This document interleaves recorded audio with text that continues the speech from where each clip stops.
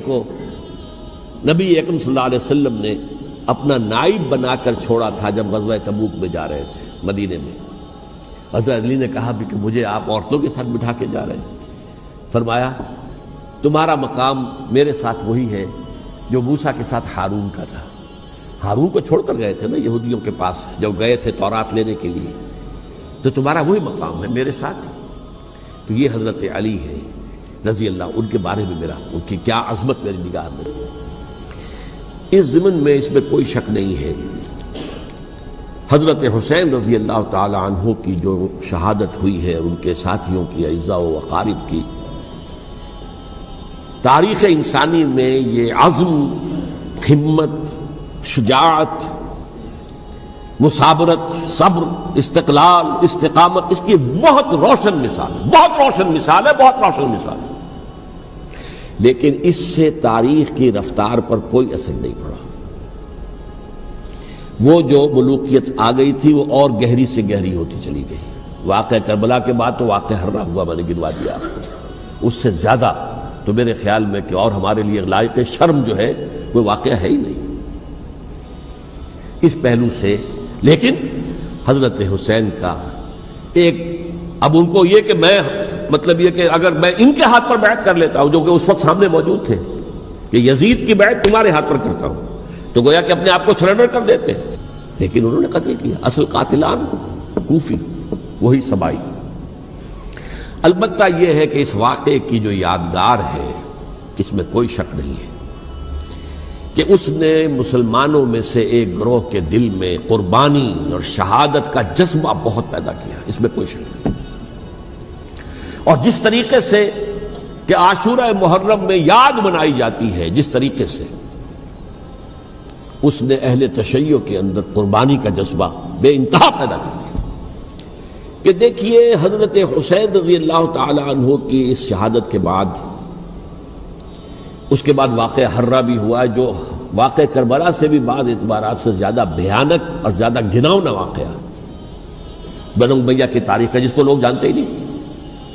مدینہ کے کچھ لوگوں نے بغاوت کی اور انہوں نے اس کے خلاف فوج بھیجی, اور فوج کو جب مدینہ فتح کر دیا 3 دن کے لیے حلال کر دیا, جو چاہو کرو, یہاں جسے چاہو مارو, جسے چاہو لوٹو, جس کا گھر چاہو برباد کرو, جس عورت کو چاہو ریپ کرو.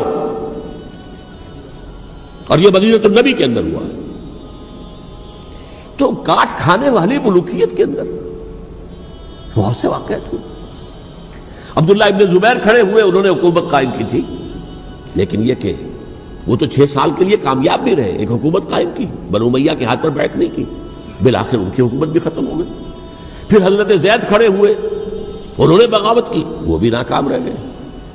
پھر بنو عباس میں کھڑے ہوئے حضرت نفس زکیہ, حضرت حسن رضی اللہ تعالیٰ عنہ کے اولاد میں سے, وہ بھی ناکام ہو گئے, شہید ہو گئے. پھر یہ سمجھ لیا گیا کہ اب یہ جہاں تک چھٹی منزل ہے وہ تو دوبارہ تعمیر نہیں ہو سکتی. یہ تو جس کی لاٹھی اس کی بھینس, جس کے پاس طاقت ہوگی اس کی حکومت ہوگی, جس کا قبیلہ زیادہ قوی ہوگا, جس قبیلے میں زیادہ عصبیت ہوگی, مضبوط ہوگا, متحد ہوگا, طاقتور ہوگا, اسی کی حکومت ہوگی. البتہ اس کے نیچے لوگوں کے اخلاق کی اصلاح کرو. صوفیاء کرام نے وہ کام اپنے ذمہ لیا, اور بالکل وہی کام ہے کہ جو ائمہ اہل بیت کرتے رہے. حضرت حسن کی اولاد میں پھر حضرت علی بن حسین رضی اللہ تعالی, حضرت حسین کی اولاد میں پھر امام محمد باقر, امام محمد جعفر صادق, اور اس کے بعد بھی 5 اور, کسی نے بغاوت نہیں کی. جیسے علماء کرام کام کر رہے تھے اور جیسے صوفیاء کرام کام کر رہے تھے, ایسے ہی وہ مسلمانوں کی علمی تربیت, روحانی تربیت و تزکیہ کر رہے تھے. کسی نے حکومت کو چیلنج نہیں کی. نوٹ کر لیجیے اس بات کو. پھر میں نے عرض کیا کہ جہاں تک خلفائے ثلاثہ کی شہادت کا اور شہادت حسین یا سانحہ کربلا رضی اللہ تعالی عنہم اجمعین کا تعلق ہے, اصل میں اس کو نہیں سمجھ سکتے لوگ جب تک کہ ریولیوشن اور کاؤنٹر ریولیوشن کا فلسفہ سمجھ میں نہ آئے. جب کسی ملک میں, کسی خطہ ارضی میں کوئی انقلابی تحریک چل رہی ہوتی ہے, ظاہر بات ہے ابتدا میں تو انقلابی لوگ چند ہوتے ہیں, کمزور ہوتے ہیں, ضعیف ہوتے ہیں, ان سے کوئی خطرہ محسوس نہیں ہوتا. لیکن کشاکش کے دوران ایک وقت آ جاتا ہے کہ پھر جو مخالف انقلاب ہیں وہ یہ سمجھ بیٹھتے ہیں، سمجھ جاتے ہیں کہ اب ہماری پیش نہیں جا رہی، اب ہمارا بس نہیں چلے گا، لہذا سر جھکا دو۔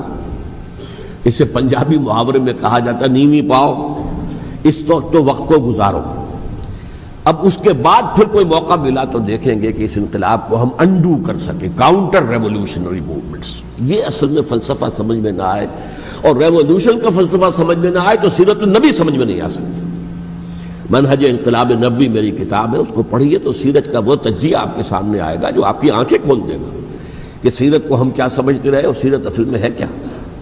بہرحال یہ کاؤنٹر ریولوشنری موومنٹس تھیں کہ جب عرب میں حضور کو فیصلہ کن قوت حاصل ہو گئی تو جو بھی مخالفین تھے انہوں نے سر جھکا لیا، سرنڈر کیا، اسلام لے آئے، گویا کہ چھپ گئے اسلام کے لبادے میں۔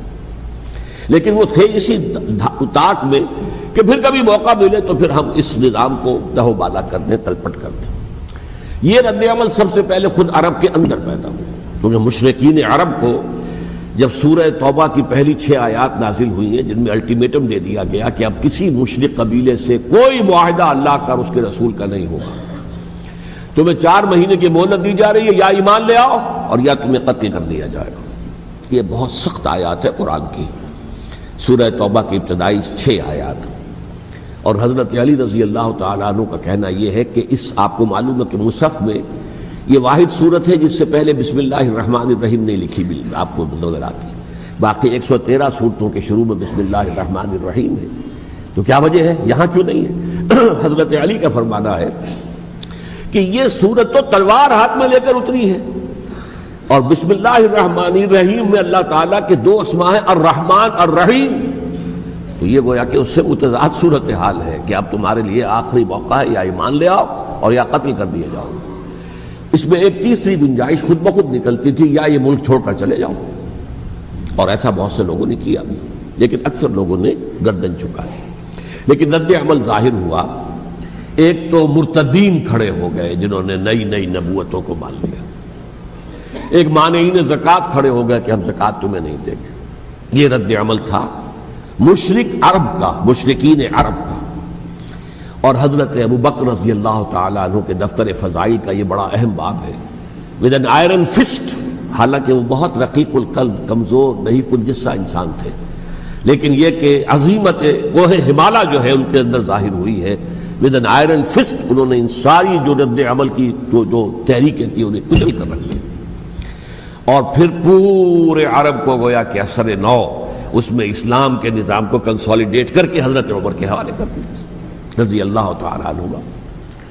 حضرت عمر کے زمانے میں جو جنگیں ہوئیں اس میں سلطنت روما جو ہے، جو اس وقت کی 2 سپر پاورز تھیں، سلطنت روما، قیصر روم، ہیرقلیس، ہرقل تھا اس وقت کا جو رومی جو قیصر روم تھا، حکمران تھا، شہنشاہ تھا، اور دوسری طرف ایرانی مملکت تھی، خسرو پرویز تھا۔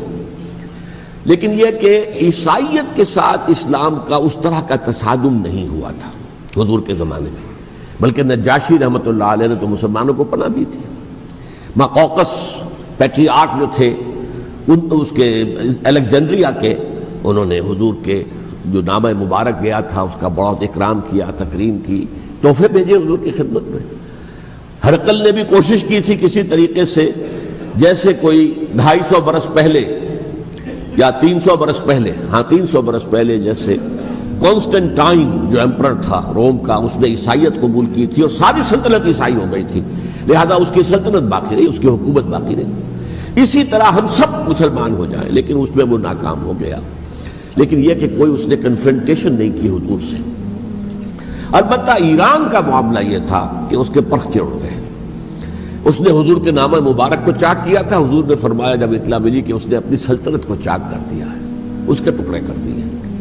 بہرحال وہاں رد عمل شدید تھا، اور ایرانی جان لیجئے کہ ان کے اندر بہت سٹرانگ نیشنلزم ہے، آج بھی ہے سٹرانگ نیشنلزم، لہذا ان کے ہاں رد عمل شدید تھا۔ ان کی تو سلطنت ختم ہو گئی، نسیہ منسیہ ہو گئی، وجود ہی نہیں رہا۔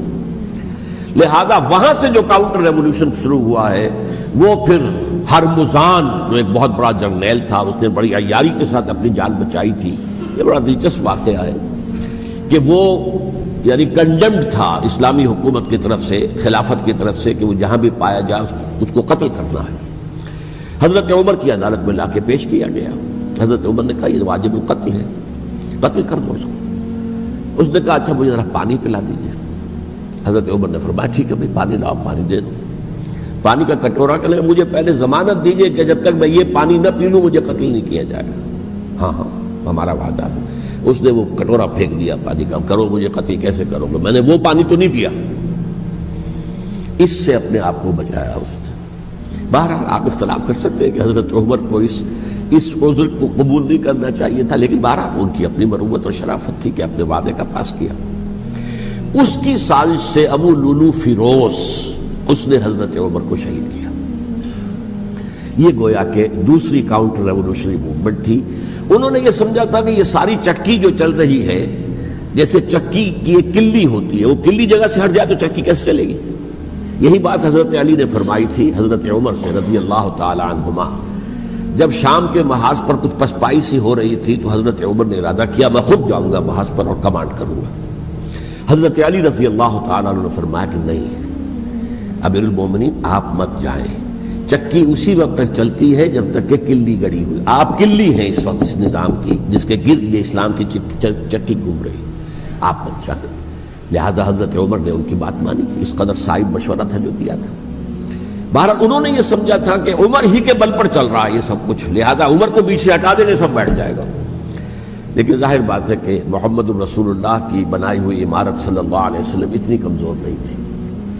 اس کے بعد حضرت عمر کے انتقال کے بعد حضرت عثمان کا انتخاب ہوا، اور حضرت عثمان کے بھی 10 سال پہلے جو ہے وہ بالکل حضرت عمر کی جو دور خلافت ہے اس کے بالکل مشابہ ہے، مماثل۔ ہمارے ذہنوں میں یہ تصور بٹھا دیا گیا کہ سارے 12 سال شاید فتنہ ہی فتنہ رہا، فساد ہی فساد رہا، دنگا رہا، لڑائی رہی۔ نہیں، 10 سال پورا امن، اور جس طریقے سے فتوحات کا سیلاب حضرت عمر کے زمانے میں جا رہا تھا اسی طریقے سے حضرت عثمان کے 10 سالوں کے دوران گیا۔ آخری 2 سالوں میں ایک فتنہ اٹھا ہے، یہ فتنہ کیا ہے اس کو سمجھ لیجیے۔ مذاہب کی جو 3 سے کنفرنٹیشن ہوئی تھی، ایک تو یہ کہ مملکتوں میں سے مملکت ہرقل، مملکت روم، مملکت ایران، رومی سلطنت کی 2 ٹانگیں مسلمانوں نے توڑ دی، شمالی افریقہ سے نکال دیا، مغربی ایشیا سے نکال دیا، لیکن یورپ میں وہ قائم تھا، اس کی سلطنت تھی، لیکن ایرانی سلطنت کا بالکل تیا پاچا ہو گیا، ختم ہو گیا۔ اسی طریقے سے 3 مذاہب سے کنفرنٹیشن ہوئی، مشرکین عرب سے، اس کا میں بیان کر چکا ہوں، ان کا پہلا وار حضرت ابوبکر کے عہد خلافت میں ہو گیا۔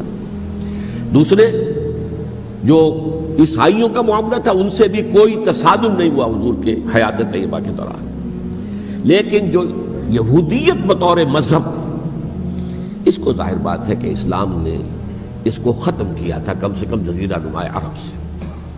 مدینے میں 3 قبیلے تھے جو اپنی غداری کی وجہ سے اور اپنی صلح کو توڑنے کے جرم کی پاداش میں 2 نکالے گئے، اور تیسرا جو ہے اس کے تمام جو جوان افراد تھے انہیں قتل کیا گیا۔ پھر خیبر پر حملہ کیا گیا اور خیبر کو جو ہے فتح کیا گیا، وہ یہودیوں کا بہت بڑا گڑھ تھا، اور جو مدینے سے نکالے گئے تھے وہ بھی وہیں جا کر مقیم ہو گئے تھے۔ تو اس اعتبار سے، اور پھر یہودی اپنے آپ کو سمجھتے تھے اللہ کی طرف سے دنیا میں جو نمائندہ جو ہے امت وہ ہم ہیں، اب انہیں معزول کر کے امت محمد کو وہاں پر کھڑا کر دیا گیا صلی اللہ علیہ وسلم۔ لہذا وہ بہت زیادہ جو سمجھئے ایگریوڈ، سب سے زیادہ جن کو گزند پہنچا ہے حضور کے دست مبارک سے، وہ یہودی تھے۔ لہذا ان کا جو رد عمل آیا ہے وہ ہے جس کے نتیجے میں حضرت عثمان شہید ہوئے، حضرت علی شہید ہوئے، حضرت حسین شہید ہوئے۔ اب اس چیز کو اچھی طرح سمجھیے، یہ جو رد عمل ہے یہ ایک شخص کے ذریعے سے آیا، اور اسی لیے بعض لوگ یہ سمجھتے ہیں کہ یہ خامخواہ کی کہانی ہے، کیا ایک آدمی اتنا بڑا کام کر سکتا؟ عبداللہ ابن سبا ایک یہودی جو اسلام کا لبادہ اوڑھ کر حضرت عثمان کے عہد خلافت میں مدینے میں آ گیا، ٹھیک، اس کے بارے میں تو میں بعد میں عرض کروں گا، لیکن ایک شخص کیا کچھ کر سکتا ہے اس کی مثال بس آپ دے دوں آپ کو۔ پہلے حضرت مسیح علیہ السلام کے پورے دین کو ایک شخص نے ختم کر دیا، سینٹ پال جسے دنیا جانتی ہے جس کے نام سے، توحید کو تثلیث میں بدل دیا۔ حضرت عیسیٰ علیہ السلام تو توحید کی تلقین کر کے گئے تھے، توحید ختم، تثلیث آ گئی۔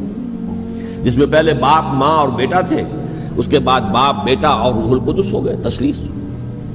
نمبر 2، شریعت موسوی کو ساقط کر دیا، لہذا اب پالزم جو ہے، کرسچینٹی نہیں رہی، وہ حضرت عیسیٰ کو کہہ کر گئے تھے کہ شریعت موسوی تم پر لاگو رہے گی، نافذ رہے گی، ساقط کر دیا۔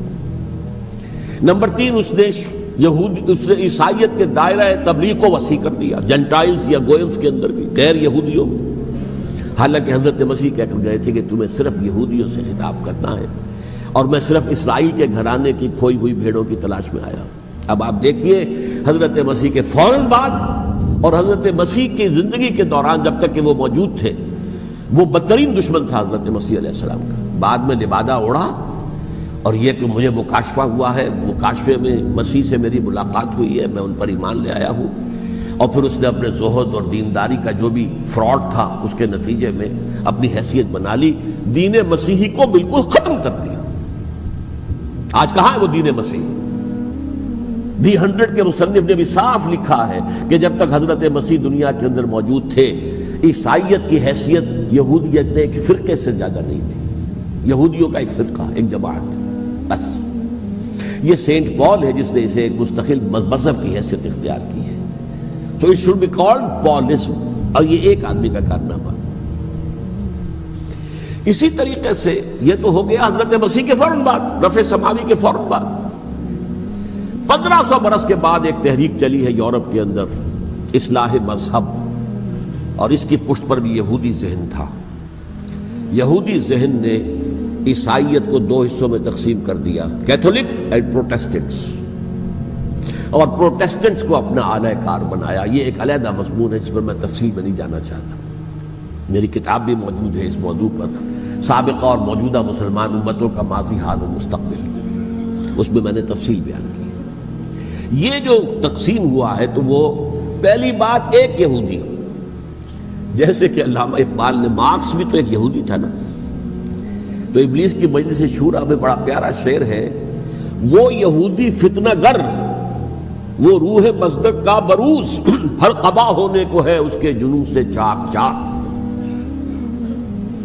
یہ ایک یہودی فتنہ گر مارکس نے وہ تصور دنیا کو دیا جس نے عظیم انقلاب برپا کیا روس کے اندر، بولشوک ریولوشن، اور جو پھر آدھی دنیا تک پھیل گیا۔ آج سے 50 سال پہلے امریکہ کانپتا تھا، روس کے سامنے کھڑا ہوا کانپ رہا تھا، اس لیے کہ روس سائنٹیفک ترقی میں امریکہ سے بہت آگے تھا، اس کے ایسٹروناٹ پہلے گئے ہیں خلا کے اندر، امریکہ تو بہت پیچھے تھا۔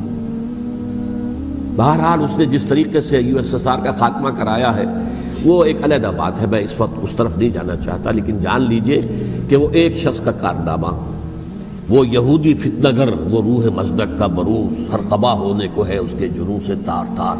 اسی طرح وہ عبداللہ ابن سبا، یہودی فتنہ گر۔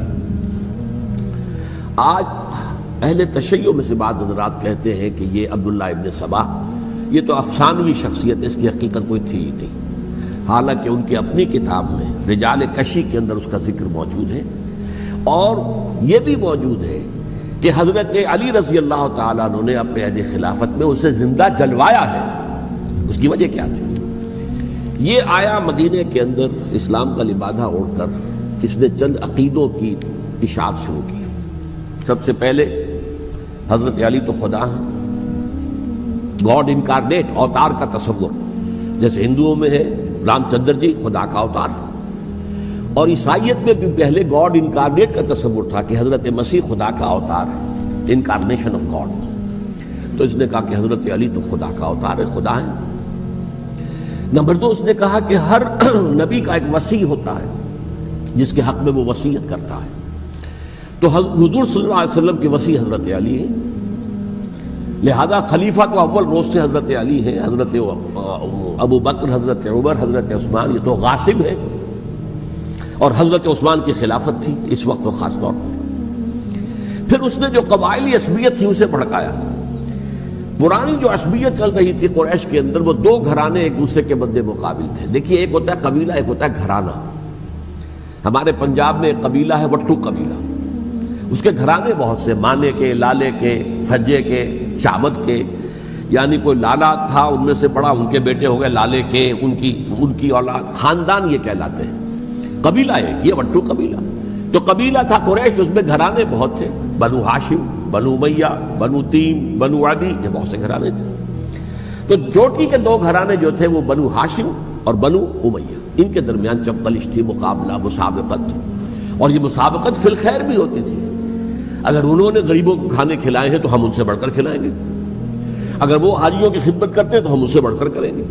تو ان کے اندر یہ مسابقت فی الخیر کی تھی، لیکن چپقلش تھی کہ کوئی ہم سے آگے نہ نکل جائے، وہ سمجھتا تھا وہ آگے نہ نکل جائے۔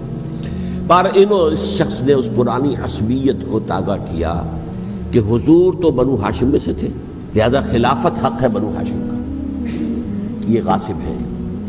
اس سے پہلے دو خلفاء جو تھے وہ نہ بنو ہاشم سے تھے نہ بنو امیہ سے تھے۔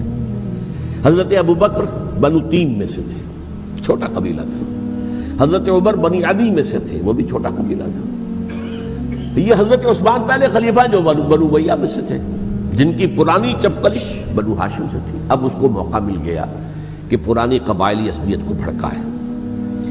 یہ ہے اصل میں اس فتنے کا پس منظر عبداللہ ابن سبا نے جو آ کر پھیلایا ہے، اور اس کی تفصیل میں اس وقت میں نہیں جا سکتا، کیسے یہ فتنہ پروان چڑھا، کیا انہوں نے اسٹریٹجی اختیار کی کہ یہ کیا کرتے تھے، گروہ بنا کر بھیجتے تھے لوگوں کو، کوفے میں جاؤ تو وہاں پر دمشق کے گورنر کے خلاف اور مصر کے گورنر کے خلاف الزامات لگاؤ، اس نے یہ کیا، وہ غبن کر گیا، وہ یہ کر گیا، وہ خیانت کر رہا ہے، وہ رشتہ داروں کو پال رہا ہے، اور عثمان کے خلاف بھی تقریریں کرو رضی اللہ تعالیٰ عنہ۔ دمشق میں جاؤ تو کوفے کے گورنر کے خلاف، کیونکہ دمشق کے گورنر کے خلاف بات کرو گے تو لوگوں کو معلوم ہوگا کہ یہ جھوٹ بول رہے ہیں، لیکن یہ کہ وہاں تو تم بات کرو کوفے کے گورنر کے خلاف اور مصر کے گورنر کے خلاف اور حضرت عثمان کے خلاف۔ مصر میں جاؤ تو بات کرو کوفے کے اور شام کے گورنر کے خلاف اور حضرت عثمان کے خلاف۔ یہ انہوں نے ایسا اٹھایا، اور اس زمانے میں آپ کو معلوم ہے ذرائع رسل و رسائل تھے نہیں، نہ اس فتنے کی پتہ چل سکا جب تک کہ وہ فتنہ جو ہے پوری طرح برگ و بار لا کر تراور درخت نہیں بن گیا۔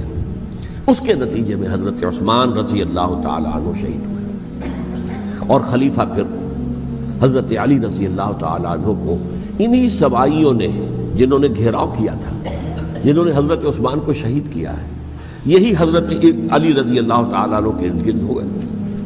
اور حضرت علی رضی اللہ تعالیٰ عنہ بھی نہیں چاہتے تھے خلافت کی بیعت لینا، لیکن آخر کیا کرتے؟ کیا وہ امت کو بغیر خلیفہ کے چھوڑ دیتے؟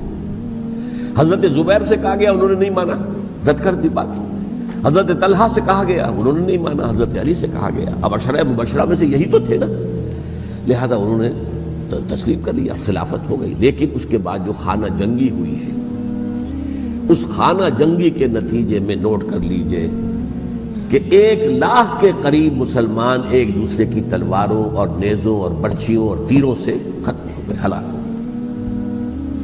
یہ ہماری تاریخ کا تاریک ترین باب ہے۔ 5 سال، 4.5 سال حضرت علی کی خلافت کے، اور 6 مہینے حضرت حسن کی خلافت کے رضی اللہ تعالی عنہ۔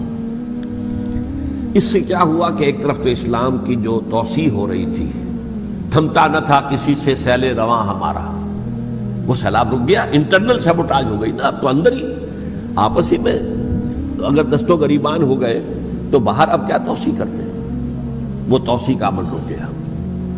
اور یوں سمجھیے کہ جیسے ٹرک اگر کبھی چل رہا ہو، بھرا ہوا ہو، لوڈڈ، اور وہ چڑھائی چڑھ رہا ہو، تو اگر کہیں موشن ٹوٹ جائے، ٹرک کو رکنا پڑے، تو ڈرائیور کے جان پر بن جاتی، اس لیے کہ اس کو دوبارہ سٹارٹ کرنا، اور جبکہ وہ چڑھائی پر ہے، انکلائن پر ہے، آسان کام نہیں ہوتا، خطرہ ہوتا ہے وہ پیچھے جو ہے وہ نہ جائے۔ اور پہاڑی علاقوں میں آپ کو معلوم ہے ذرا پیچھے چلے جانے کا مطلب جو ہے بہت خطرناک جو ہے نتیجہ نکل سکتا ہے۔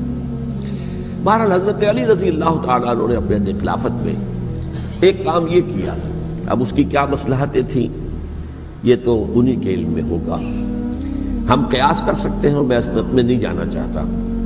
ابھی تک خلافت کا مرکز تھا مدینہ منورہ، حضرت ابوبکر، حضرت عمر، حضرت عثمان، وہیں جہاں حضور صلی اللہ علیہ وسلم رہے تھے اور جہاں پر کہ حضور مدفون تھے۔ لیکن حضرت علی نے اپنا مرکز جو ہے وہ کوفہ بنا دیا۔ اچھا، اس کی ایک ظاہری وجہ یہ سمجھ میں آتی ہے کہ اسلام کا جو پھیلاؤ ہو گیا تھا، وہ سلطنت اتنی وسیع ہو گئی تھی کہ مدینہ منورہ بہت جنوب میں اور بڑے صحرا کو عبور کر کے جانا ہوتا تھا۔ کوفہ جبکہ ایسی مقام پر تھا کہ جہاں سے مشرقی راستہ جا رہا، ایران کو، عراق، ایران عراق کے اندر تو ہے وہ شہر کوفہ، اور پھر ایران اور خراسان اور ہندوستان کو راستہ جا رہا ہے، وہیں سے شمال کی طرف جا رہا ہے، شام کی طرف اور ترکی کی طرف، اور وہاں سے پھر یہ کہ مغربی افریقہ کو بھی کنٹرول کرنا، جو شمالی افریقہ کو وہ بھی آسان تھا۔ بہرحال حضرت علی نے کوفہ کو اپنا مرکز بنایا، اور نتیجہ یہ ہوا کہ سبائیوں کا بھی مرکز وہی بن گیا، چونکہ انہوں نے اپنے آپ کو گردا گرد رکھا حضرت علی کے رضی اللہ تعالیٰ عنہ۔ اب ظاہر بات ہے کسی پرٹیکولر پرسن کے خلاف تو کوئی مقدمہ موجود تھا نہیں، بلکہ جب جنگ جمل ہو رہی تھی، ابھی جنگ نہیں ہوئی تھی، حضرت عائشہ، حضرت طلحہ، حضرت زبیر وہ لے کر آئے تھے ایک لشکر اس مطالبے کے لیے کہ حضرت عثمان کے قاتلوں کو سزا دی جائے، قصاص لیا جائے۔ حضرت علی رضی اللہ تعالیٰ عنہ سے گفت و شنید ہو رہی تھی، حضرت علی جو ہے اس پر آمادہ ہو گئے کہ ٹھیک ہے میں جو بھی قاتلین عثمان ہیں ان کو گرفتار کر کے سزا دوں گا۔ این اسی وقت کوفے کی مسجد کے اندر جو ہے 10,000 کا مجمع کھڑا ہو گیا، ہم سب قاتل عثمان ہیں، لو ہم سے بدلہ کہاں سے لوگے۔ اور انہوں نے کیا کیا، جاتے ہی جنگ چھیڑ دی، جب چھڑ جائے تو یا مرو یا مارو، اس کے علاوہ تو کوئی چارہ کار ہوتا ہی نہیں۔ ایک رات میں 10,000 مسلمان شہید ہوئے، جن میں 2 عشرہ مبشرہ میں سے حضرت زبیر اور حضرت طلحہ رضی اللہ تعالیٰ۔ تو یہ صورت تھی، سبائیوں نے گھیراؤ کیا حضرت علی کا رضی اللہ تعالیٰ۔ حضرت معاویہ دعوے دار نہیں تھے خلافت کے، قطعاً نہیں، ان کا صرف ایک دعویٰ تھا، اور وہ یہ تھا کہ عثمان کے قاتلوں کو گرفتار کرو، یا خود سزا دو یا ہمارے حوالے کرو، ہم اس سے قصاص لیں گے۔ اس لیے کہ قبیلہ بنو امیہ کا تھا، اور حضرت امیر معاویہ بنو امیہ میں سے، تو ایک خاندانی طور پر جو ہے ہم قصاص لیں گے ان سے جنہوں نے قتل کیا ہے حضرت عثمان کو۔ لیکن یہاں ظاہر بات ہے کہ حضرت علی رضی اللہ تعالیٰ عنہ کی طرف سے مطالبہ یہ ہوتا تھا تم پہلے میری بیعت کرو، میرے ہاتھ مضبوط کرو تاکہ میں ان کے خلاف کوئی اقدام کر سکوں۔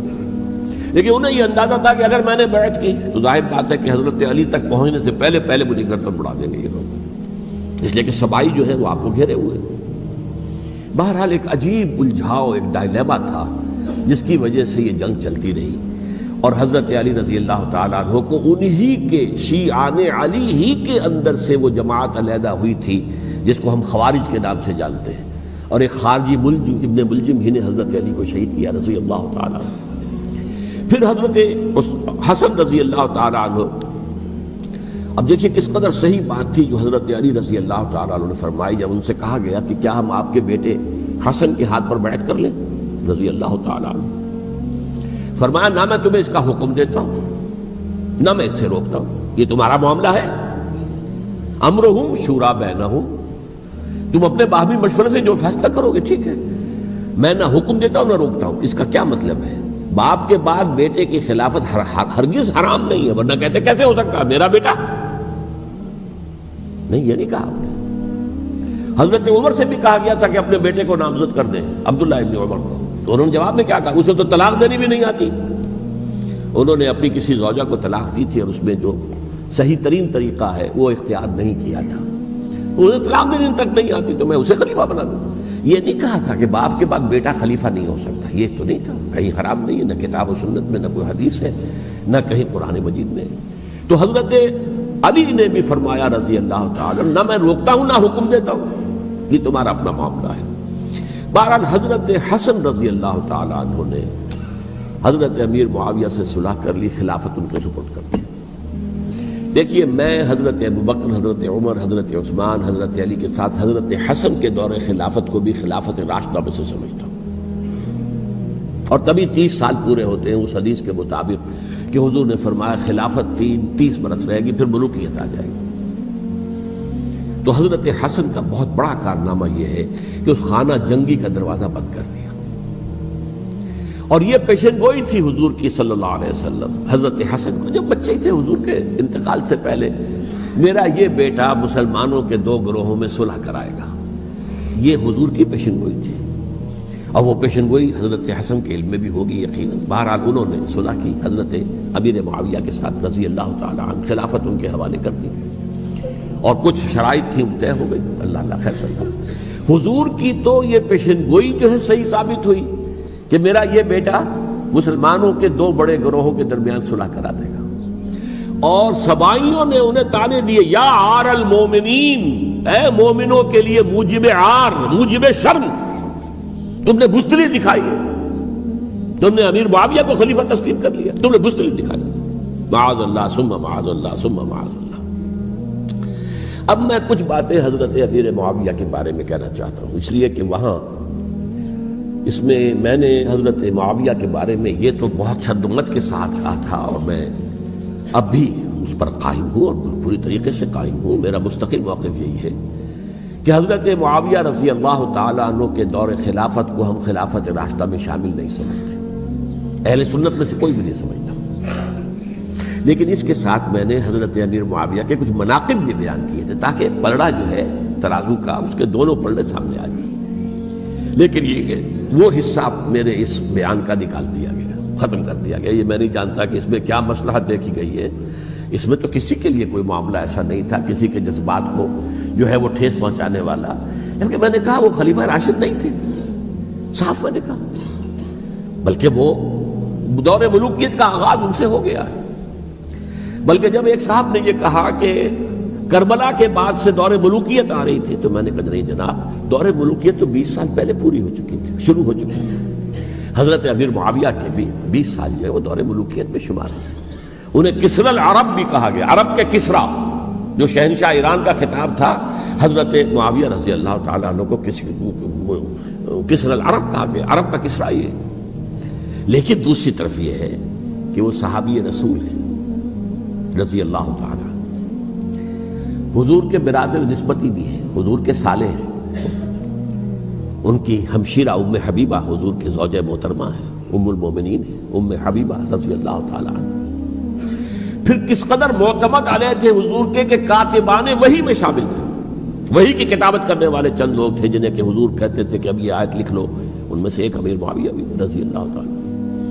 تو بڑے توازن کی ضرورت ہے۔ دیکھیے صحابہ کرام کا جہاں تک تعلق ہے، اہل سنت کا موقف یہ ہے کہ صحابہ کلہم عدول، صحابہ سب کے سب نیک نیت ہیں، اور ان کی روایت جو ہے قبول کی جائے گی، رد نہیں کی جائے گی، ان پر کوئی جرح و تعدیل نہیں ہوگی، اس لیے کہ ان کا تزکیہ محمد رسول اللہ صلی اللہ علیہ وسلم نے کیا تھا۔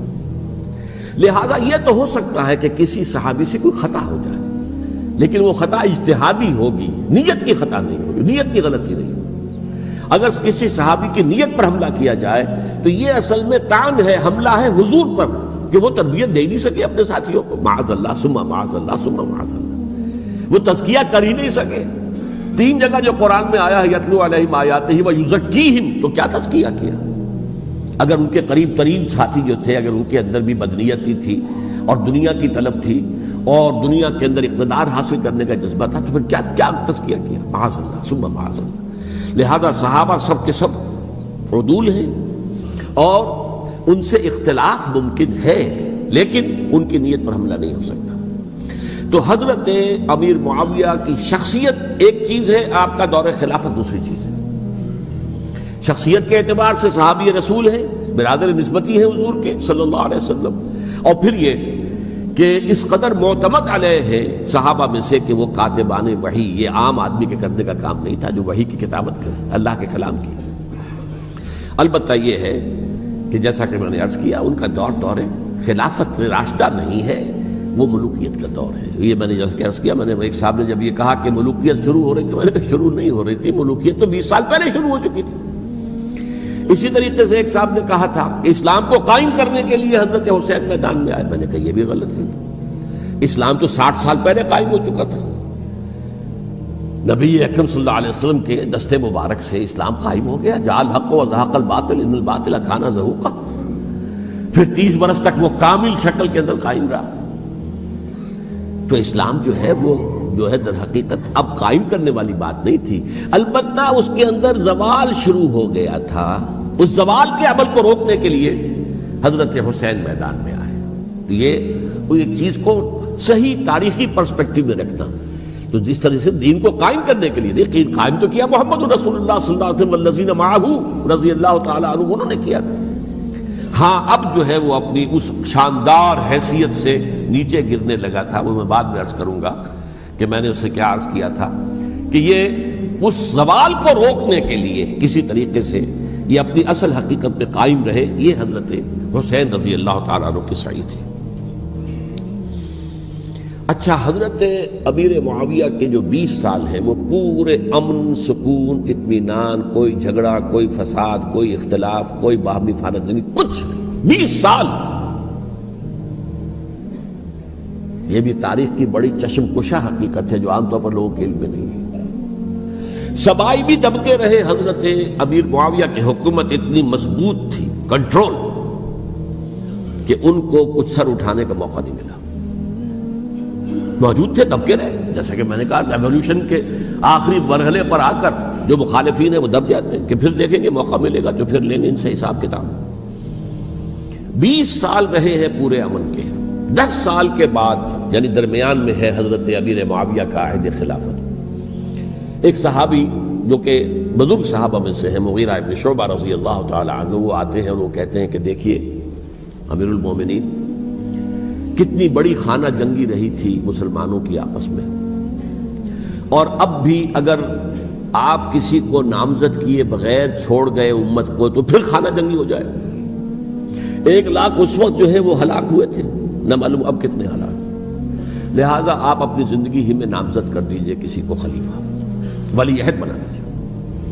حضرت امیر معاویہ نے ابتداءً جو ہے انکار کیا نہیں، لیکن ان کے دلائل ایسے تھے وزنی، اور میں سمجھتا ہوں کہ وہ بات صحیح تھی جو مغیرہ ابن شعبہ نے کہی، اس لیے کہ اب صحابہ کرام میں سے جو کبار صحابہ تھے وہ تو سب دنیا سے رخصت ہو چکے تھے۔ اب تو یا صغار صحابہ رہ گئے تھے جو حضور کے زمانے میں بچے تھے، حضرت حسن، حضرت حسین، عبداللہ ابن زبیر، یہ بچے ہی تھے نا، یا تو وہ تھے، اور یا بالکل نو مسلم تھے، اور نو مسلموں میں بڑی تعداد وہ تھی جو ایرانیوں کی تھی، شامیوں کی تھی، ادھر کی تھی، ادھر کی تھی، تو ان کو تو ظاہر بات ہے کہ تربیت نبوی سے کیا خلافت راشدہ سے بھی اکثر و بیشتر کو کوئی حصہ ملا ہی نہیں تھا۔ تو اس صورت میں اب وہ اعلیٰ ترین معیار پر حکومت کے نظام کو قائم کرنا ممکن نہیں ہے۔ کوئی قبائلی عصبیت جب تک حکومت کی پشت پر نہیں ہوگی، حکومت مستحکم نہیں ہوگی۔ یہ گویا کہ ایک جس کو کہتے ہیں کہ حقیقت بینی، واقعیت پسندی، ایک آئیڈیلزم ہے اور ایک ریئلزم ہے کہ آپ فیکٹس آن دی گراؤنڈ کو غور کریں، سوچیں اس کے اوپر اور پھر کوئی فیصلہ کریں۔ اس اعتبار سے پھر حضرت امیر معاویہ نے بات مان لی اور بیعت لے لی لوگوں سے حضرت یزید کے لیے کہ یہ خلیفہ ہوں گے میرے بعد، اس کو ولی عہدی کہتے ہیں۔ اچھا، اس وقت 5 افراد ایسے تھے کہ جنہوں نے اس سے اختلاف کیا۔ یہ بات بہت اہم ہے۔ میرا کتابچہ ہے سانحہ کربلا، اس کے کچھ نسخے آج یہاں ہوں گے، آپ لوگ پڑھیے اسے غور سے اور پھیلائیے تاکہ حقیقت سامنے آئے۔ 5 افراد کون تھے جو ہونے چاہیے؟ ابو بکر فوت ہو گئے، ان کے بیٹے عبد الرحمن ابن ابی بکر۔ عمر فوت ہو گئے، ان کے بیٹے عبداللہ ابن عمر۔ عباس فوت ہو گئے، ان کے بیٹے عبداللہ ابن عباس۔ زبیر فوت ہو گئے، ان کے بیٹے عبداللہ ابن زبیر۔ اور حضرت حسن جو ہے ان کا انتقال ہو چکا تھا، حضرت علی کے بیٹے حضرت حسین رضی اللہ تعالی عنہ مجمعین۔ حضرت حسن کے بارے میں ایک فریق کا کہنا یہ ہے کہ انہیں زہر دے کر ہلاک کیا گیا، اہل تشیع کا قول یہ ہے، جبکہ اہل سنت کہتے ہیں کہ نہیں، وہ اپنی جو بھی طبی وہ موت تھی اس سے ان کی وفات۔ لیکن میں اس میں نہیں جانا چاہتا، اس لیے کہ یہ مائکرو ہسٹری جو ہے نا، وہ تو ایک واقعے کے لیے ادھر کی روایات کیا، ادھر کی کیا ہیں، ان کے پاس کیا دلائل، یہ تو کسی ریسرچ اسکالر کا موضوع ہے، میرا موضوع نہیں ہے۔ لیکن بہرحال یہ 5 حضرات تھے جنہوں نے ولی عہدی کی بیعت نہیں کی، لیکن حضرت معاویہ اتنے حلیم الطبع انسان تھے، انہوں نے جبر نہیں کیا، کوئی تشدد نہیں کیا۔ ٹھیک ہے، ولی عہدی کی بیعت نہیں کر رہے، کوئی بات نہیں، میری بیعت تو کی ہوئی ہے نا، ابھی تو میں زندہ ہوں، بات ختم ہو گئی، میری بیعت کو تو نہیں توڑا انہوں نے، فسخ بیعت نہیں کی۔ اس اعتبار سے انہوں نے نہ کوئی تشدد کیا، نہ جبر کیا، نہ کوئی مواخذہ کیا۔ لیکن جب امیر معاویہ کا انتقال ہو گیا، اب ولی عہدی کی بجائے وہ اب خلافت کی بیعت ہوئی، سب لوگوں نے بیعت کر لی۔ ان 5 میں سے ایک فوت ہو چکے تھے، حضرت عبد الرحمن ابن ابی بکر فوت ہو چکے رضی اللہ تعالی۔ 4 تھے، ان 4 میں ایک اختلاف ہوا۔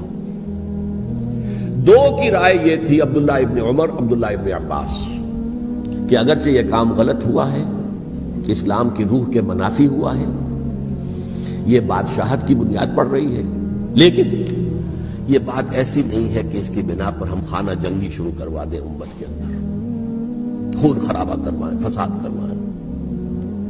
لہذا انہوں نے بیعت کر لی۔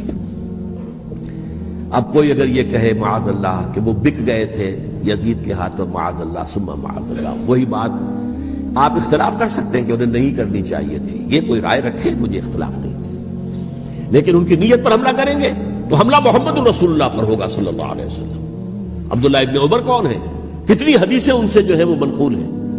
عبداللہ ابن عباس کون ہے؟ جنہیں حضور نے جو ہے جن کے لیے دعا کی تھی، اے اللہ فقہہ فی الدین وعلمہ التاویل، اے اللہ اس نوجوان کو دین کا فہم عطا کر اور قرآن کی تاویل اور تفسیر کا علم عطا کر، حبر الامہ کہلاتے ہیں۔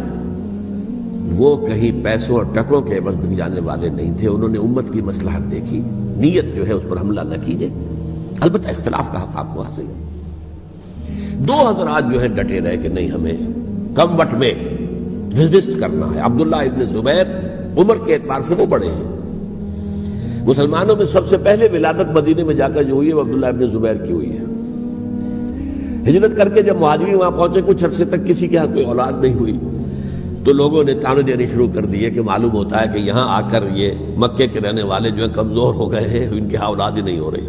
پھر عبداللہ ابن زبیر کی ولادت ہوئی ہے، یہ حضرت ابو بکر کے نواسے ہیں، حضور کی زوجہ محترمہ حضرت عائشہ کی بہن، حضرت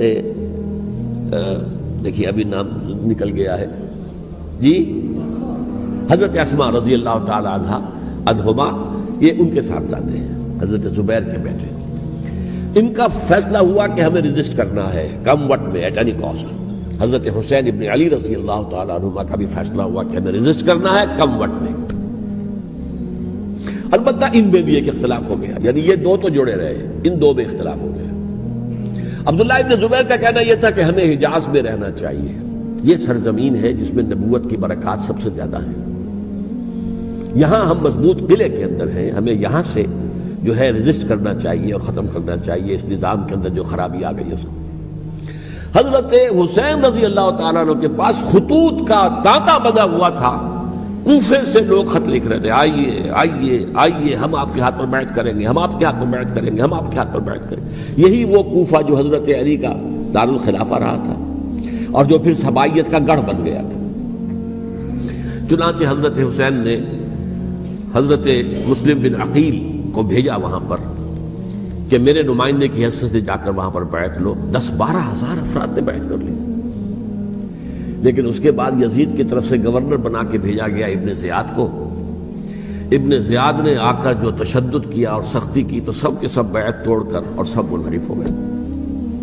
مخلصین تو وہ تھے نہیں، الکوفی لایوفی، کوفی جو ہے وہ تو کوئی وعدہ وفا کرنے والا ہوتا ہی نہیں، بیعت توڑ دی۔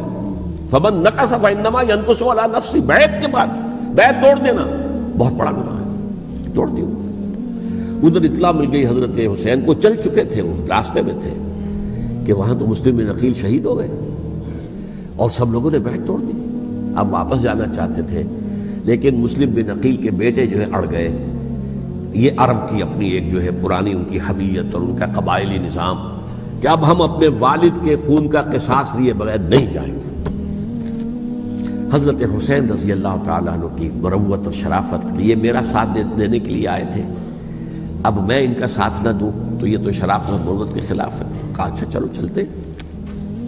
وہاں جا کر بھی عین اپنے میدان کے اندر بھی حضرت حسین رضی اللہ تعالیٰ عنہ نے 3 چیزیں پیش کی ان کوفیوں کے لشکر کے خلاف۔ سب سے بڑا لشکر کے اندر سب سے بڑے تو کوفی تھے جنہوں نے بیعتیں کی ہوئی تھی حضرت حسین کے ساتھ۔ دیکھو مجھے جانے دو واپس حجاز کی طرف، یا مجھے سرحدوں پر بھیج دو تاکہ میں کافروں کے ساتھ جنگ کرتے ہوئے اپنی جان دے دوں، یا مجھے یزید کے پاس جانے دو، میں اپنا معاملہ اس سے طے کر لوں۔ لیکن کوفیوں کو یہ گوارا نہیں تھا۔ اگر یہ یزید کے پاس پہنچ گئے تو ہمارا کچا چٹھا بیان کر دیں گے کہ مجھے تو ان لوگوں نے ورغلا کر بلایا تھا۔ اس لیے کہ دیکھیے حضرت امیر معاویہ کے 20 سالوں کے دوران میں بتا چکا ہوں، ان کی حکومت اتنی مستحکم تھی کہ اس کے خلاف کوئی فتنہ اٹھانا ممکن نہیں تھا۔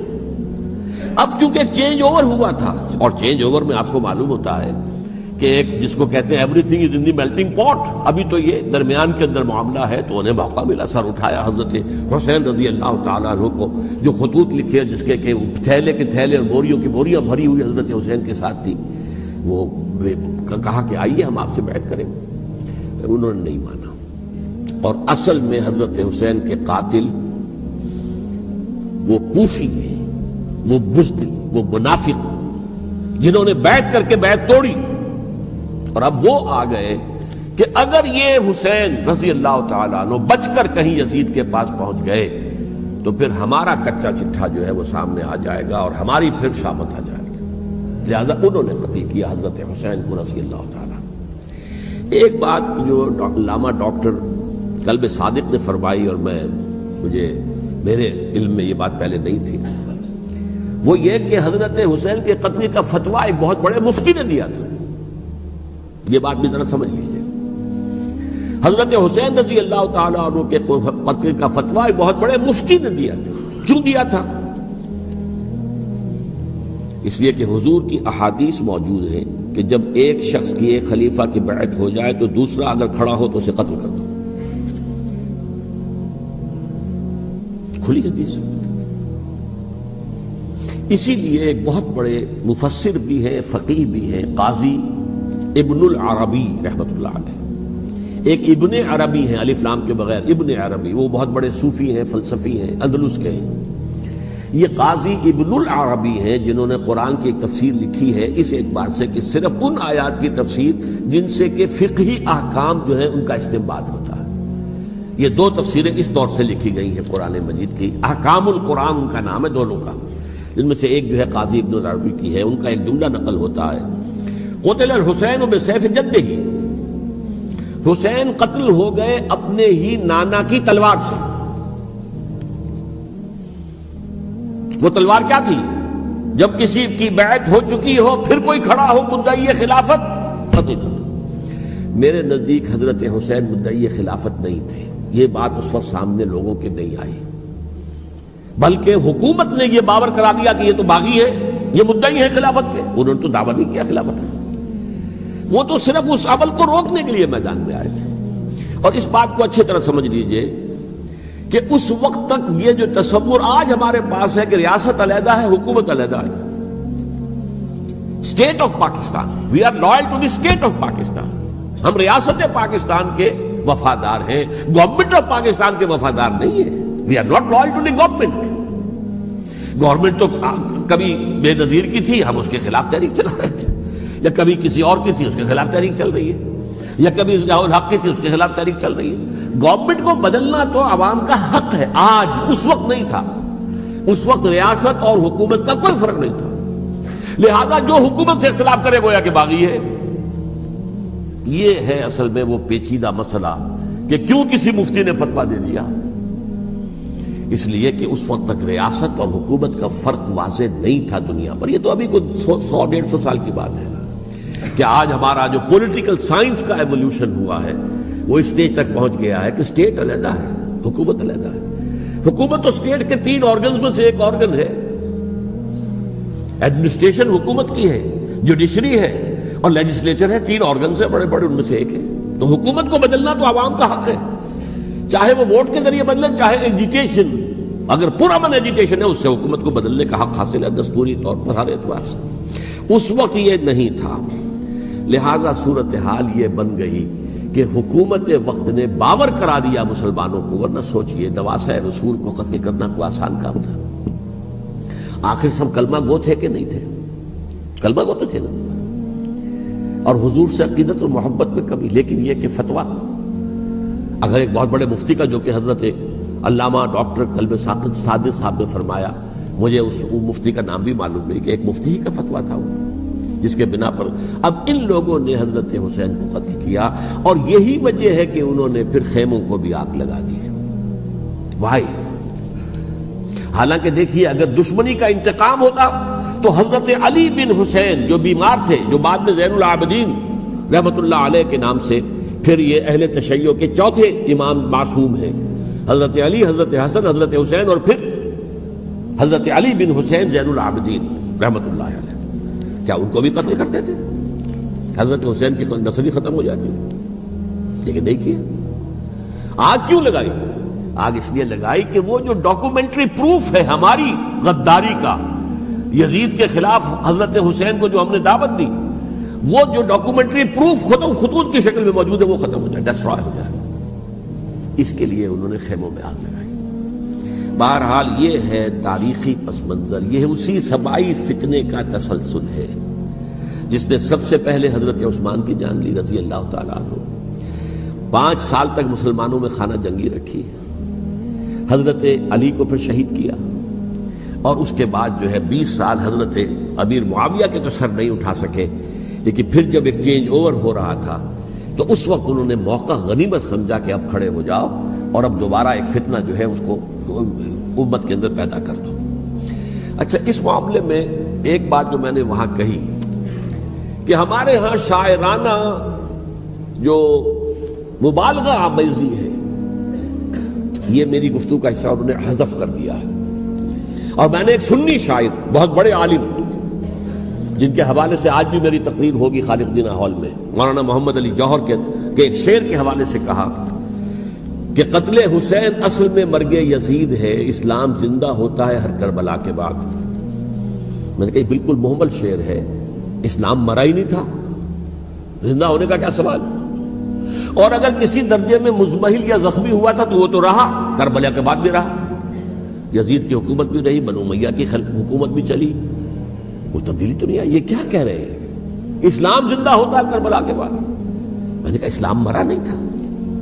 جیسے میں نے یہ کہا کہ ملوکیت جو ہے وہ اب شروع نہیں ہوئی، ملوکیت تو 20 برس پہلے شروع ہو چکی تھی حضرت امیر معاویہ کے، لیکن ظاہر بات ہے کہ حضرت حسن نے، حضرت حسین نے اس کو قبول کیا، اور حضرت حسین نے تو پھر 10 سال تک ولی عہدی جو تھی چاہے بیعت نہیں کی، لیکن اس کے خلاف میدان میں آ کر چیلنج تو نہیں کیا۔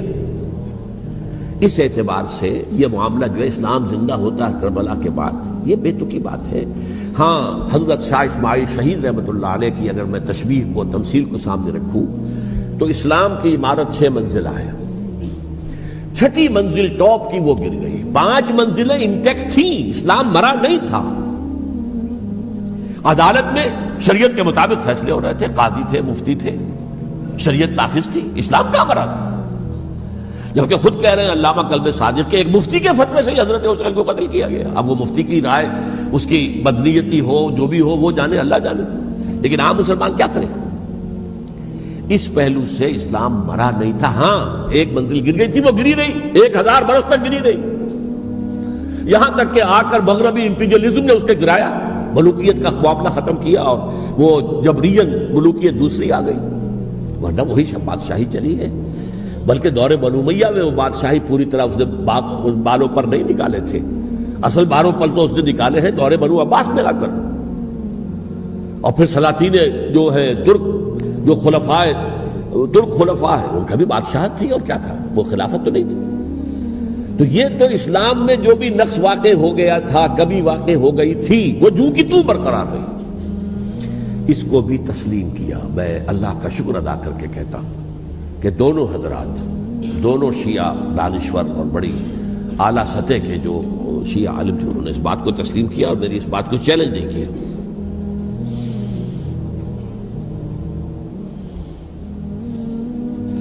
اصل میں تیسری بات میں نے یہ کہی کہ دیکھیے حضرت حسین رضی اللہ تعالی عنہ کی اس شہادت کے بعد، اس کے بعد واقعہ حرہ بھی ہوا، جو واقع کربلا سے بھی بعض اعتبارات سے زیادہ بھیانک اور زیادہ گھناؤنا واقعہ بنو امیہ کی تاریخ ہے، جس کو لوگ جانتے ہی نہیں۔ مدینہ کے کچھ لوگوں نے بغاوت کی اور انہوں نے اس کے خلاف فوج بھیجی، اور فوج کو جب مدینہ فتح کر لیا، 3 دن کے لیے حلال کر دیا، جو چاہو کرو، یہاں جسے چاہو مارو، جسے چاہو لوٹو، جس کا گھر چاہو برباد کرو، جس عورت کو چاہو ریپ کرو، اور یہ مدینہ النبی کے اندر ہوا۔ تو کاٹ کھانے والی ملوکیت کے اندر بہت سے واقعات ہوئے۔ عبداللہ ابن زبیر کھڑے ہوئے، انہوں نے حکومت قائم کی تھی، لیکن یہ کہ وہ تو 6 سال کے لیے کامیاب بھی رہے، ایک حکومت قائم کی، بنو امیہ کے ہاتھ پر بیعت نہیں کی، بالآخر ان کی حکومت بھی ختم ہو گئی۔ پھر حضرت زید کھڑے ہوئے، انہوں نے بغاوت کی، وہ بھی ناکام رہ گئے۔ پھر بنو عباس میں کھڑے ہوئے حضرت نفس زکیہ حضرت حسن رضی اللہ تعالیٰ عنہ کی اولاد میں سے، وہ بھی ناکام ہو گئے، شہید ہو گئے۔ پھر یہ سمجھ لیا گیا کہ اب یہ جہاں تک چھٹی منزل ہے وہ تو دوبارہ تعمیر نہیں ہو سکتی، یہ تو جس کی لاٹھی اس کی بھینس، جس کے پاس طاقت ہوگی اس کی حکومت ہوگی، جس کا قبیلہ زیادہ قوی ہوگا، جس قبیلے میں زیادہ عصبیت ہوگی، مضبوط ہوگا، متحد ہوگا، طاقتور ہوگا، اسی کی حکومت ہوگی۔ البتہ اس کے نیچے لوگوں کے اخلاق کی اصلاح کرو۔ صوفیاء کرام نے وہ کام اپنے ذمے لیا، اور بالکل وہی کام ہے کہ جو ائمہ اہل بیت کرتے رہے۔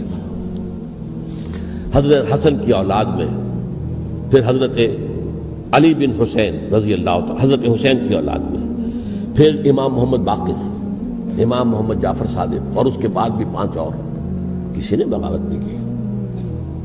جیسے علماء کرام کام کر رہے تھے اور جیسے صوفیاء کرام کام کر رہے تھے، ایسے ہی وہ مسلمانوں کی علمی تربیت، روحانی تربیت و تزکیہ کر رہے تھے، کسی نے حکومت کو چیلنج نہیں کیا۔ نوٹ کر لیجیے اس بات کو۔ حضرت علی نے بھی چیلنج نہیں کیا تھا، حضرت حسن نے چیلنج نہیں کیا، خود صلح کر لی۔ تو ائمہ اہل بیت جو 12 یہ گنتے ہیں، جن میں سے آخری جو ہے حضرت مہدی کو تو ابھی ظاہر ہونا ہے، ان کے عقیدے کے مطابق وہ روح پوش ہیں، وہ ظاہر ہوں گے، لیکن 11 حضرات کے بارے میں یہ کہ حضرت حسین کے سوا کسی نے بھی چیلنج نہیں کیا وقت کے نظام میں، اور حضرت حسین نے بھی اس مغالطے پر کیا کہ کوفی ساتھ دیں گے، اور یہ موقع ہے کہ یہ جو چھٹی منزل اسلام کی گر گئی ہے اسے دوبارہ تعمیر کر دیا جائے۔ انہوں نے خلافت کا دعویٰ نہیں کیا تھا، یہ انہیں عوام کو مغالطے میں مبتلا کیا گیا کہ یہ خلافت کا مدعی ہو کر سامنے آیا۔ جیسا کہ میں نے آپ سے کہا تھا، امیر معاویہ نے حضرت علی کے عہد خلافت میں کبھی خلافت کا دعویٰ نہیں کیا، مدعی خلافت نہیں تھے وہ تو یہ کہتے تھے کہ قاتلان حسین جو ہے، قاتلان عثمان کو سزا دو، قصاص دو، بس۔ اسی طرح حضرت حسین نے بھی، اب دیکھیے اس ضمن میں اس میں کوئی شک نہیں ہے، حضرت حسین رضی اللہ تعالی عنہ کی جو شہادت ہوئی ہے، ان کے ساتھیوں کی، اعزاء و اقارب کی، تاریخ انسانی میں یہ عزم، ہمت، شجاعت، مثابرت، صبر، استقلال، استقامت، اس کی بہت روشن مثال ہے، بہت روشن مثال ہے، بہت روشن مثال ہے۔ لیکن اس سے تاریخ کی رفتار پر کوئی اثر نہیں پڑا۔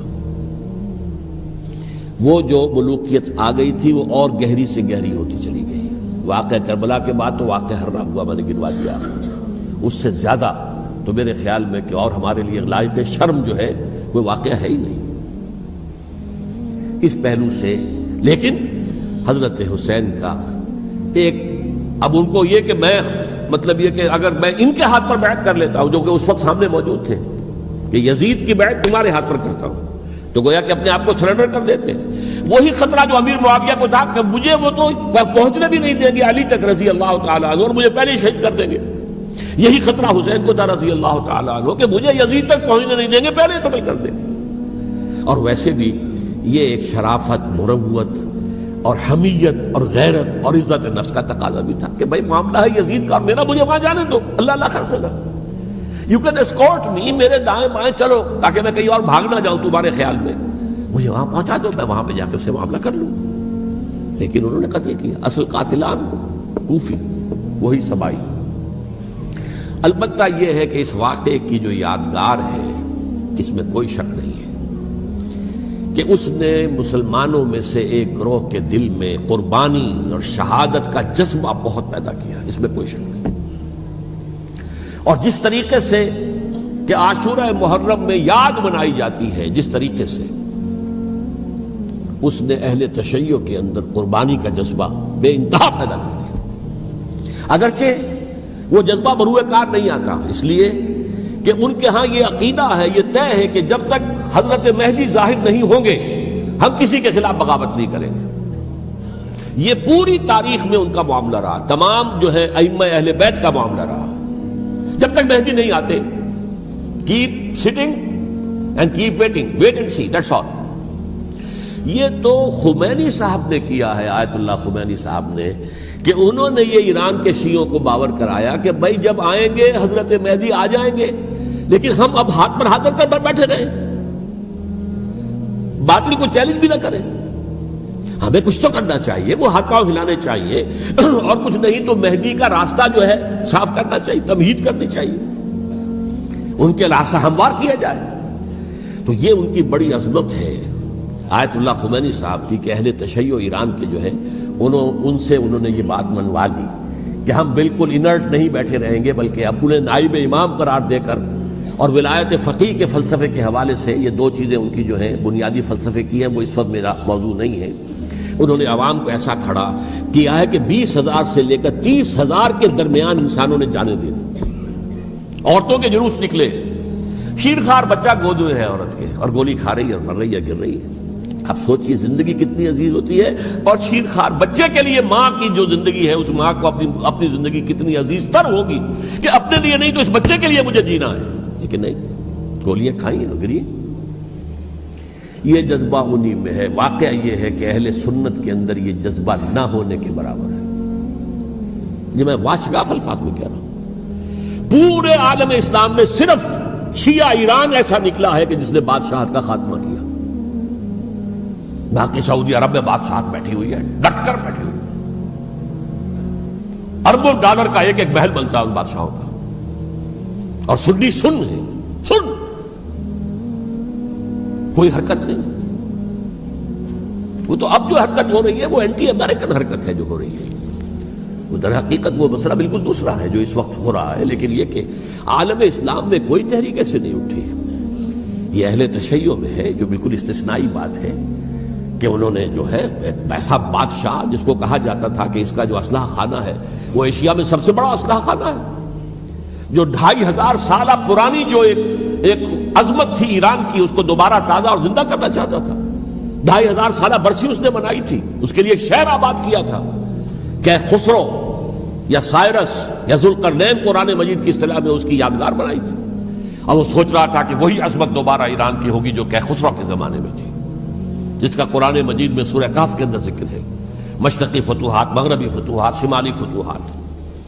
تو وہ بادشاہ جو اس کو بھاگنا پڑا ہوا قربانی کی وجہ سے۔ تو یہ جو ہے واقعہ کربلا نے، اس میں کوئی شک نہیں ہے کہ ایک ایسی مشعل روشن کی ہے جس کو کہ ہر شخص کو دیکھنا چاہیے۔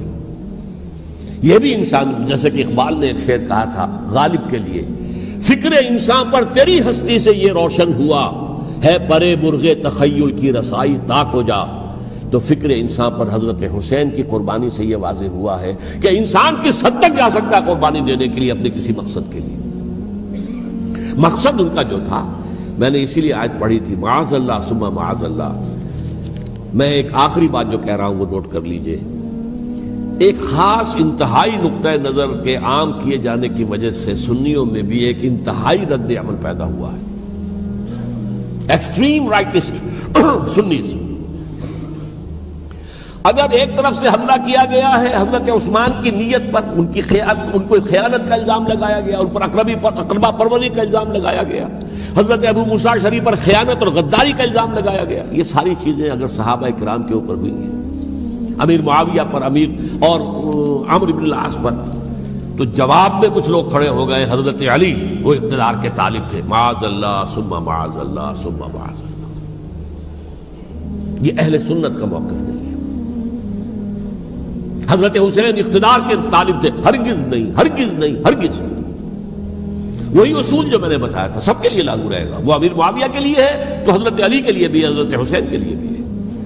کہ نیک نیت ہے، آپ ان کی کسی رائے سے اختلاف کر سکتے ہیں لیکن ان کی نیت پر حملہ نہیں کریں گے۔ نیت پر حملہ کریں گے آپ کا ایمان بالرسالت جو ہے وہ مجروح ہو جاتا۔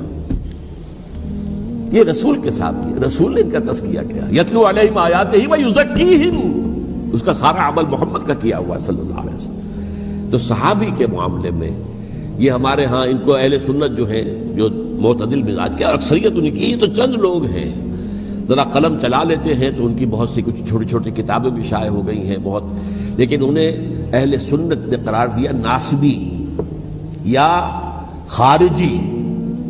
جیسے خوارج نے کہا تھا حضرت علی بھی کافر ہیں اور حضرت امیر معاویہ بھی کافر ہیں، حضرت عمرو بن العاص بھی کافر ہیں، معاذ اللہ ثم معاذ اللہ۔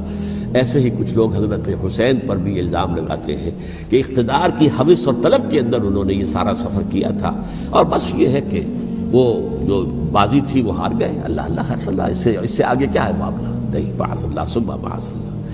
اسی لیے میں نے آیت آج جو پڑھی تھی ایک اور، جو بہت بظاہر آپ کو معلوم ہوئی ہوگی، غیر متعلق ہے میرے آج کے عنوان سے. تلک الدار الآخرۃ نجعلها للذین لا یریدون علوا فی الارض ولا فسادا.